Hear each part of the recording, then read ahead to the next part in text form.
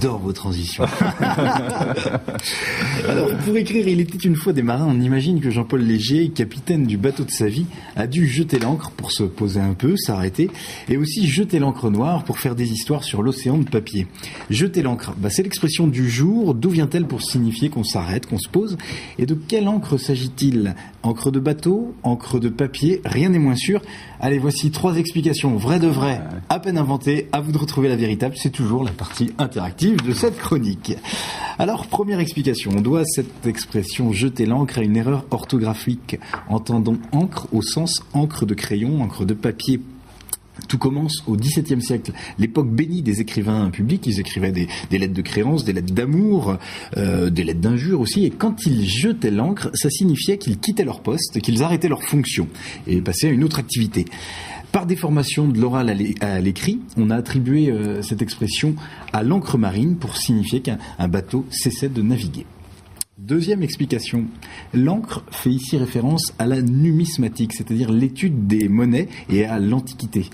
À cette époque, il était coutume pour un roi vainqueur de jeter au pied de son adversaire une pièce de monnaie sur le territoire qu'il venait d'acquérir.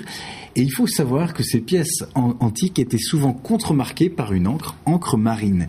Ainsi, envahir un pays revenait à jeter l'encre pour s'y installer définitivement. Dernière explication. On doit cette expression au monde de l'architecture. L'encre désigne un objet lourd ou une grosse barre, une barre de fer souvent qu'on emploie pour ancrer les murs, pour maintenir l'écartement. Et parce que le monde de l'architecture est souvent très très lié à la construction navale, le terme s'est aussi appliqué au bateau, avec toujours le même sens, l'objet lourd qu'on lance pour s'ancrer à la mer. Alors voilà, 3 explications, l'encre de l'écrivain, la monnaie ou l'architecture. À votre avis, Jean-Paul Léger? Alors, il y avait 3 propositions entre jeter l'encre pour cette expression, l'encre de l'écrivain, ou alors cette monnaie avec les pièces de monnaie où il y avait l'encre marine, ou alors l'architecture avec ce gros bloc de fer pour ancrer qu'on a relié à la marine. Et c'est effectivement, vous parliez beaucoup de la 3e proposition, l'architecture avec la marine, c'est celle-ci. Ah oui, d'accord. Voilà. Jeter l'encre, eh bien, c'est ce que Jean-Paul Léger a fait sous le pavé, la page, 184 pages exactement.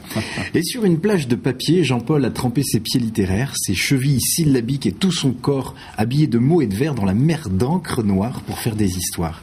Amoureux de la mer et des marins, Jean-Paul Léger est parti pour un voyage solitaire à bord de son bateau-livre. Une planche d'imprimerie, 2 rames de papier, des livres-poches sous les yeux. Il voyage sur feuilles volantes.